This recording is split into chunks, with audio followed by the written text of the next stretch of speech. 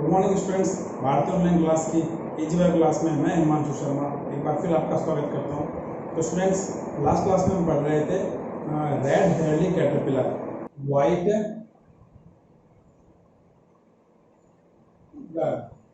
ये अपना next insect है। तो शुरू करते हैं। इसमें सबसे पहले बात करेंगे इसका साइंटिफिक नेम। तो स्टूडेंट्स, इसका साइंटिफिक नेम है वो है होलोट्रिकिया कॉन्सेनगुनिया। होलोट्रेकिया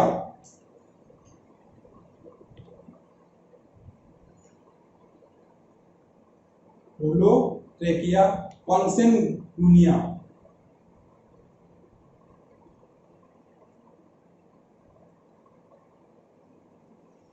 होलोट्रेकिया इसका जीनस है और कॉन्सेनगुनिया इसकी स्पीसीज है।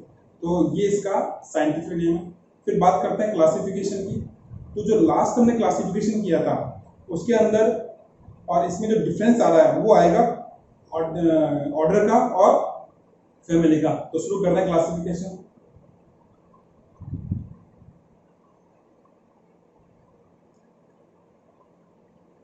इसका जो फाइलम होता है, फाइलम सभी इंसेक्ट्स में कॉमन होता है। फाइलम होता है ऑर्थोपोडा इंसेक्ट का।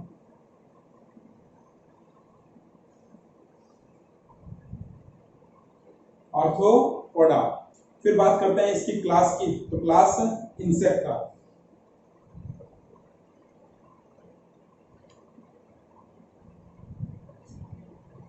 फिर बात करते हैं इसके ऑर्डर की। तो ऑर्डर इसका होता है कैलियोप्टेरा।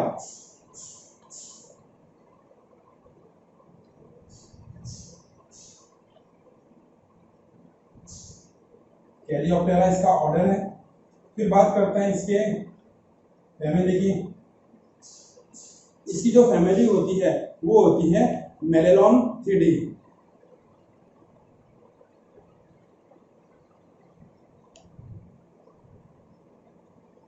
मेलेनोथिडी। और जीनस और स्पीसीज है वो है होलोट्रिकिया जीनस है और स्पीसीज है कॉन्सेनगुनिया। ये देखो, होलोट्रिकिया जीनस है होलोट्रिकिया और इसके जो स्पीसीज है वो है कॉन्सेनगुनिया।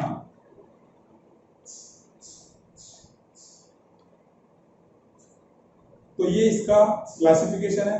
वापस रिपीट कर रहा हूं मैं। इसका जो फाइलम है वो है ऑर्थोपोडा। इसकी जो क्लास है वो है इंसेक्टा। इसका जो ऑर्डर है वो है कैलियोप्टेरा। इसकी जो फैमिली है वो है मेलेनोथिडी। इसका जो जीनस है वो है होलोट्रिकिया और इसकी जो स्पीसीज है वो है कॉन्सेनगुनिया। तो ये इसका क्लासिफिकेशन, ठीक है। अब बात करते हैं इसके सिम्टम्स की। तो आपको डायग्राम शो कर रहा हूं मैं इसका। देखो आप, व्हाइट कलर।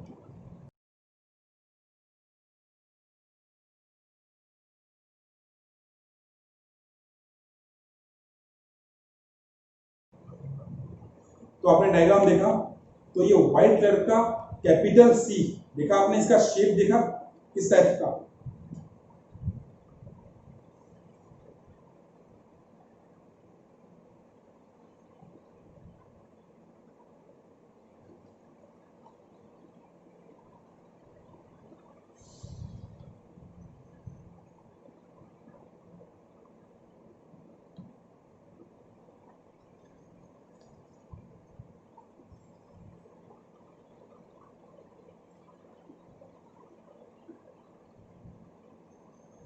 इस टाइप से ये दिख रहा है। तो ये कैटरपिलर है। तो ये कैपिटल सी शेप का होता है।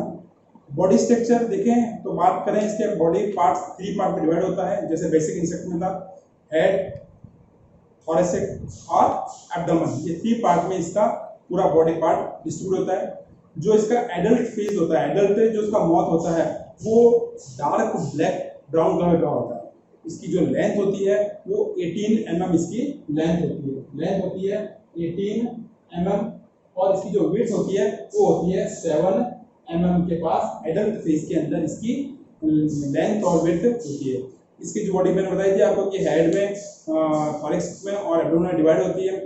फिर इसके अंदर 2 पेयर, इसमें 2 पेयर क्या होते हैं, विंग्स प्रेजेंट होते हैं।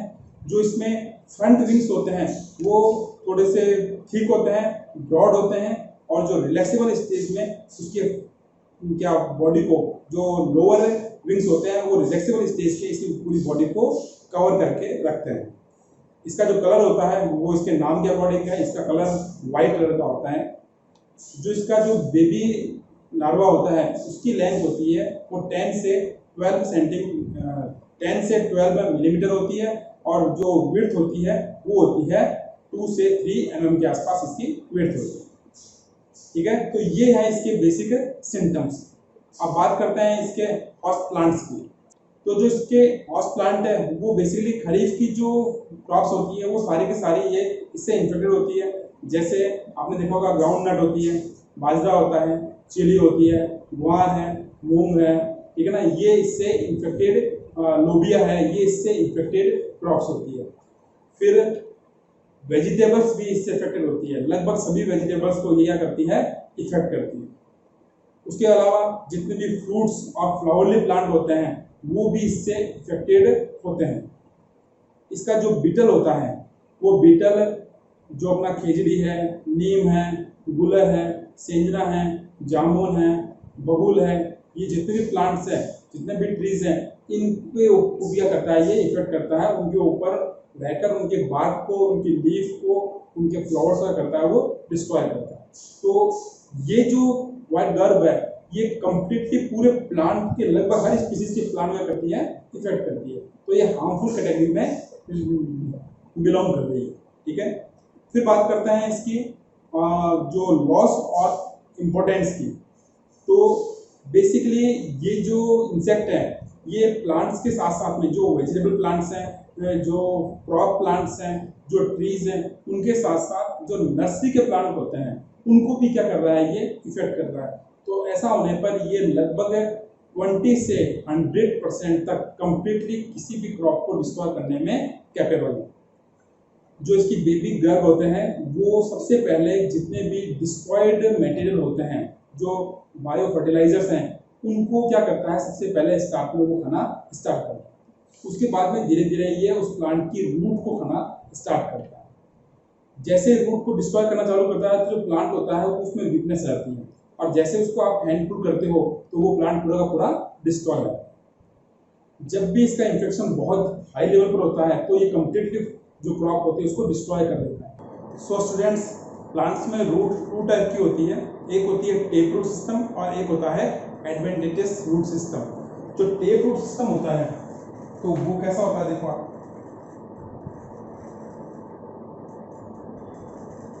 और जो एडवेंटिशियस सिस्टम होता है तो वो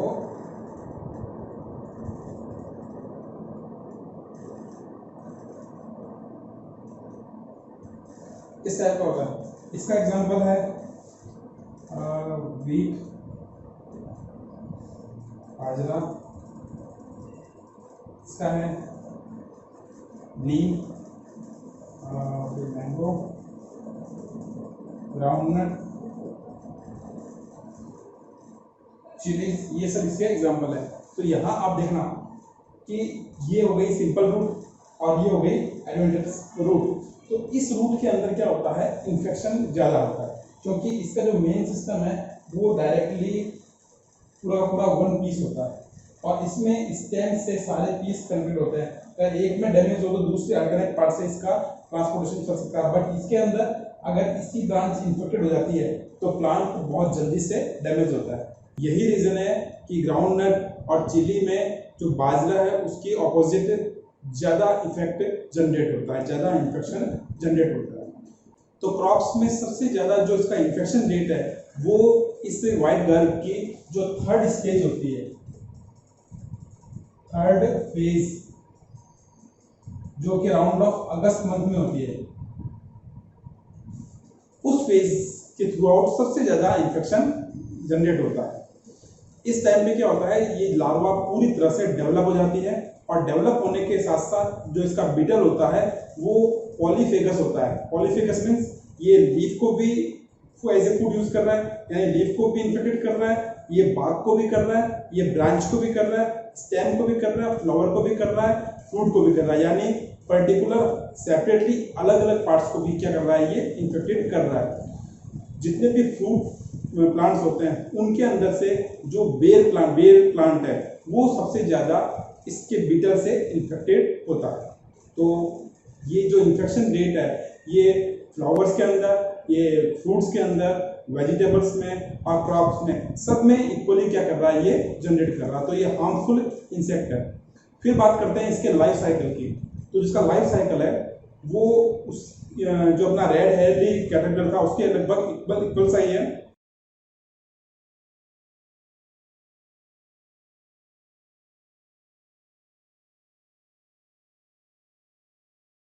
इसकी लाइफ साइकिल के अंदर क्या होता है, जैसे ही स्टार्टिंग रेन सीजन स्टार्ट होती है, स्टार्टिंग रेनी के अंदर उसी टाइम पे, कौन सी स्टार्टिंग रेनी, जो मई के राउंड में होती है। फिर बात करते हैं इसकी लाइफ साइकिल की। इसकी जो लाइफ साइकिल है वो रेड हेयरली कैटरपिलर के लगभग इक्वल सी है, पर जो डिफरेंस है वो हम यहाँ बात कर रहे हैं कि जो इसका एक्टिवेशन टाइम होता है वो होता है रेनी सीजन स्टार्ट होती है मई के राउंड ऑफ। तो मई के राउंड का जो मई मंथ के राउंड का जो मंथ होता है। फिर बात करते हैं इसके लाइफ साइकिल की। तो इसकी जो लाइफ साइकिल है वो मई मंथ में जो स्टार्टिंग रेन होती है उस टाइम पे अगर हाई रेन हो जाती है तो उस टाइम पे राउंड ऑफ इवनिंग 7:30 के आसपास, 7:30 8 o'clock के आसपास इसके जो बीटल होते हैं वो सोयल से करते हैं, एक्सक्रीट होते हैं। और एक्सक्रीट होकर ये जितने भी इसके जो हॉस्ट प्लांट है उनके ऊपर क्या करते हैं, पूरे के पूरे स्टोर हो जाते हैं। उसके बाद वहां पर मेल और फीमेल में क्या होती है, मेटिंग होती है। इन केस अगर रेन जो मई से पहले होती है उसके अंदर ये एक्टिवेट नहीं होते। रीजन क्या है, क्योंकि उस समय इनके सेक्सुअल ऑर्गन्स प्रॉपर डेवलप्ड नहीं होते। फिर जैसे ही मेल फीमेल में पॉपुलेशन की प्रोसेस होती है तो फीमेल बीटल 2 से 3 डेज के अंदर ही, फीमेल बीटल होती है वो 2-3 डेज में ही सोयल के अंदर 10 to 15 सेंटीमीटर डेप्थ में जाकर वो वहां पर क्या करती है, एग रिलीव कर देती है। एक जो बीटल होती है, फीमेल बीटल होती है, वो अपनी होल लाइफ में 50 to 60 एग रिमूव करती है। जो एक है फीमेल वो 50 से 60 एग्स तक क्या करती है, अपनी होल लाइफ में रिमूव करती है। फीमेल की एवरेज लाइफ 30 से 50 डेज की होती है। 30 से 50 डेज इसकी एज होती है, एवरेज एज इसकी बीटल की होती है। जो हैचिंग पीरियड है एग्स का, हैचिंग पीरियड वो होता है 7 से 13 डेज का इसका हैचिंग पीरियड होता है। और इसकी जो लार्वा स्टेज होती है वो जुलाई मंथ से लेकर मिड अक्टूबर तक पूरी तरह से एक्टिवेट होती है। और उसके बाद में 40 से 70 सेंटीमीटर सोयल डेप्थ के अंदर क्या करती है, ये कोकून में कन्वर्ट हो जाती है। आपने बात की थी कैटरपिलर के अंदर, रेड हेयरी कैटरपिलर के अंदर, उसमें जैसे कोकून के अंदर 6th मॉल्टिंग स्टेज करने के बाद में वो सोयल में जाकर क्या होता है, कोकून में कन्वर्ट होता है। तो यहाँ पर जैसे ही एक्टिवेट होता है उसके बाद में जुलाई से लेकर मिड जुलाई स्टार्टिंग से लेकर मिड अक्टूबर तक ये क्या करता है, एक्टिवेट होकर पूरी तरह से क्या करता है, उसके बाद में 40 से 70 सेंटीमीटर डेप्थ के अंदर कोकून में कन्वर्ट होता है। और यहाँ पर 82 से 130 डेज तक ये क्या रहता है, डीएक्टिवेट फॉर्म में वहाँ पर पड़ा रहता है। इसका जो कोकून होता है वो राउंड ऑफ 2 से 3 वीक में पूरी तरह से बीटल में कन्वर्ट होता है। और फिर वो बीटल एक्टिवेट फॉर्म के अंदर क्या करता है, बाहर निकलता है। और कैसे निकलेगा, वो इस प्रोसीजर जैसे रेनी सीजन होगी वहाँ पर मॉइस्चर जैसे ही सॉइल के अंदर आएगा उसके थ्रू आउट वाटर के ड्रॉप्सलेट से क्या हो जाएगा, उसकी कोकून की लेयर होती है वो डैमेज हो जाएगी। और डैमेज होते ही कोकून वहाँ से ब्रेक हो जाएगा। और ब्रेक होने पर कोकून के इनसाइड में जो एक्टिवेट बीटल है वो क्या करेगा, वहाँ से एक्सक्रीट हो जाएगा। ठीक है, तो आगे देखते हैं। जो इसकी एवरेज लाइफ होती है जो इंसेक्ट की, व्हाइट ग्रेप की, वो एवरेज लाइफ है। तो जो व्हाइट ग्रेप का जो लाइफ साइकिल है वो 129 से 150 डेज में कंप्लीट होता है। इसका जो लाइफ साइकिल पीरियड है वो 129 से 150 डेज का होता है। तो इस पीरियड में क्या होता है, ये पूरी तरह से अपनी कंप्लीट एग स्टेज से लेकर जो उसकी लार्वा स्टेज है, लार्वा से कोकून है, और कोकून से अगेन एडल्ट स्टेज के अंदर अपने आप को कन्वर्ट कर लेता है। तो इसका मतलब इसका जो टाइम ड्यूरेशन है वो इतना लंबा हो गया कि पर ईयर में एक जनरेशन ही क्या होती है इसकी कंप्लीट हो पाती है। तो ये था इसका लाइफ साइकिल। फिर बात करते हैं मैनेजमेंट की। तो मैनेजमेंट जैसे अपने रेड हैली कैटरपिलर में शो ऑफ किया था कि मैनेजमेंट 3 टाइप का होता है। फर्स्ट होता है क्रॉप मैनेजमेंट, सेकंड होता है बायोलॉजिकल मैनेजमेंट, और थर्ड होता है केमिकल मैनेजमेंट। तो शुरू करते हैं फर्स्ट क्रॉप मैनेजमेंट।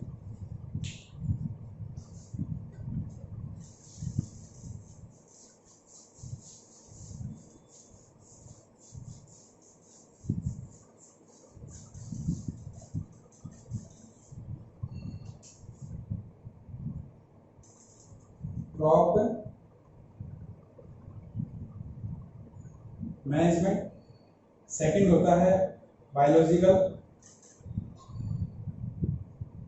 और थर्ड होता है केमिकल। ये 3 टाइप के क्या होता है इसके मैनेजमेंट होते हैं।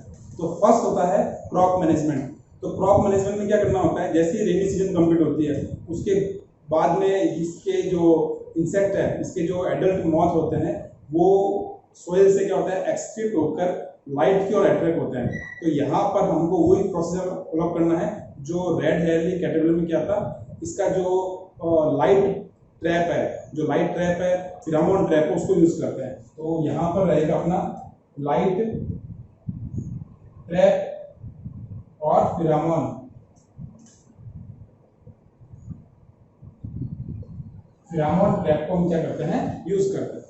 तो लाइट ट्रैप तो आपको पहले बताया था कि अपने जो फार्म है उस फार्म के सराउंडिंग में कहीं पर भी एक बड़े पोल के ऊपर क्या करते हैं लाइट लगा देते हैं। और फिर क्या हो जाएगा, जैसे ही नाइट टाइम पर 7:30 और 8:30 के बीच में क्या रहता है इंसेक्ट बाहर निकलते हैं, तो उससे क्या हो जाएगा, उससे अट्रैक्ट होगा, और अट्रैक्ट होने के बाद क्या हो जाएगा, वहाँ पर नीचे ग्राउंड में करेंगे अपन एक वाटर स्टोर करके, और उसके अंदर पॉइजनिंग केमिकल डाल देते हैं, जिससे लाइट से अट्रैक्ट होकर जो भी उनके विंग्स जब बर्न हो जाते हैं तो वो इंसेक्ट कहाँ गिर जाएगा, उस केमिकल पॉन्ड में गिर जाएगा, तो वो डिस्ट्रॉय हो जाएगा।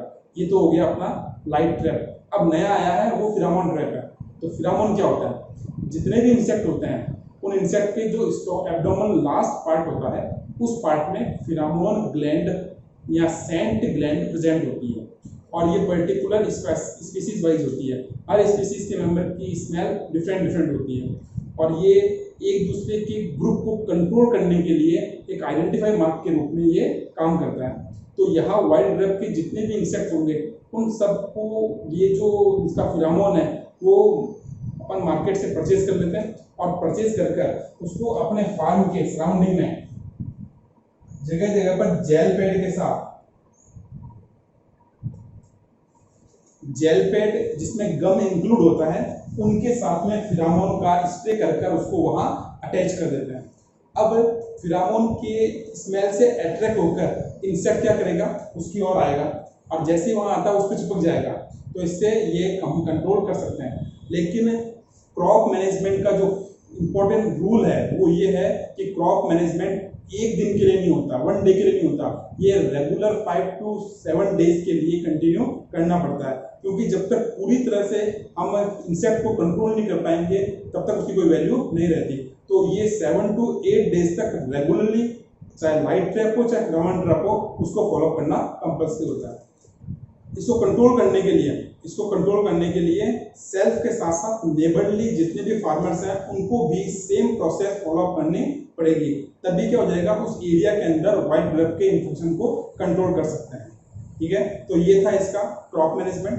फिर बात करते हैं biological management. Biological management red हेयरली caterpillar के इक्वल है। सेम चीज, जब भी क्या करेंगे, फार्मिंग करेंगे तो उसके अंदर डीप क्या करेंगे, उसमें फार्मिंग करेंगे। उससे क्या हो जाएगा कि जो सोयल है वो down to upper, lower soil कहाँ जाएगी, अपर साइड में जाएगी। तो उसके साथ में क्या क्या जाएगा, जो डेप्थ के अंदर उसके कोकून है, उसके लार्वाज हैं, इंसेक्ट्स हैं, वो सारे अपर लेवल पर जाएंगे। और अपर लेवल पर आने पर क्या हो जाएगा, जितने भी इसके पैरासाइट एनिमल्स हैं, जैसे बर्ड्स हैं, जैसे स्वान है, जैसे मैना है, जैसे क्रो है, ये सारे क्या करते हैं, इनको क्या करते हैं, इसके लार्वा को, इसके कोकून को क्या करते हैं एज ए फूड यूज कर लेते हैं। तो बहुत हाई लेवल पर कंट्रोल ये कैसे कर सकते हैं। तो ये इसका बायोलॉजिकल मैनेजमेंट है। फिर बात करते हैं केमिकल मैनेजमेंट की। केमिकल मैनेजमेंट क्रॉप के अकॉर्डिंग होता है। मैं यहाँ बात कर रहा हूँ ग्राउंडनट की। तो ग्राउंडनट की जब भी फार्मिंग करेंगे उस समय 80 kg सीड के अकॉर्डिंग 2 लीटर, 80 kg सीड के अकॉर्डिंग 2 लीटर क्लोरपाइरिफास, वापस नाम सुनना, क्लोरपाइरिफास 20 EC, EC नाम पहले आया था इमल्सिफाइड कंसंट्रेट, तो क्लोरपाइरिफास 20 इमल्सिफाइड कंसंट्रेट या क्विनाल्फास 25 EC को क्या करते हैं, मिक्स करते हैं, और मिक्स कर उससे क्या करते हैं, उसको ट्रीट करते हैं, उससे ट्रीट कर फिर बाद में क्या करें, अगर अपन फार्मिंग करेंगे तो इसका इन्फेक्शन नहीं होगा। फिर जब भी रेनी सीजन स्टार्ट होती है उस समय फार्म में जितने भी ट्रीज हैं उन ट्रीज के ऊपर 4 ग्राम कार्बोरिल को पर लीटर वाटर में सॉल्वेट करके और उसका स्प्रे प्लांट्स पर करने पर क्या हो जाएगा, इसका इन्फेक्शन नहीं हो पाए। तो इस टाइप से हम मैनेजमेंट को फॉलो करके हम व्हाइट ग्रेप की जो पॉपुलेशन है, व्हाइट ग्रेप का इन्फेक्शन है, व्हाइट ग्रेप का जो इफेक्ट है उसको कंट्रोल कर सकते हैं। तो इसी के साथ हमारा व्हाइट ग्रेप जो सेकंड इंसेक्ट है वो कंप्लीट होता है। तो आपको इसके PDF, इसके नोट्स आपको इसके साथ में सेंड करते जाएंगे, तो आप इनको डायग्रामेटिक और थ्योरेटिकल दोनों पोर्शन को आप अपने नोटबुक में मेंशन कर लेना, और फिर अपन मिलते हैं नेक्स्ट क्लास में। ओके।